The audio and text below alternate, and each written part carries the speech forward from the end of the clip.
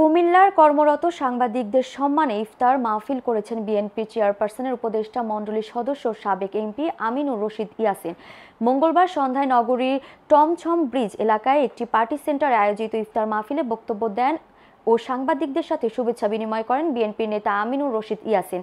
এ সময় কুমিল্লা মহানগর বিএনপির আহ্বায়ক উদ্বাতুল বারী আবু, জেলা বিএনপি সদস্য সচিব আশিকুর রহমান মাহমুদ ওয়াসিম, মহানগর বিএনপি সদস্য সচিব ইউসুফ মোল্লা টিপু, মহানগর বিএনপি নেতা নিজামউদ্দিন কায়সার, কোতোয়ালি বিএনপি আহ্বায়ক রেজাউল করিম, সদস্য সচিব রায়হান রহমান সহ অন্যান্যরা উপস্থিত ছিলেন। আপনারা আমার দাওয়াতে এসেছেন, এটা ইফতার।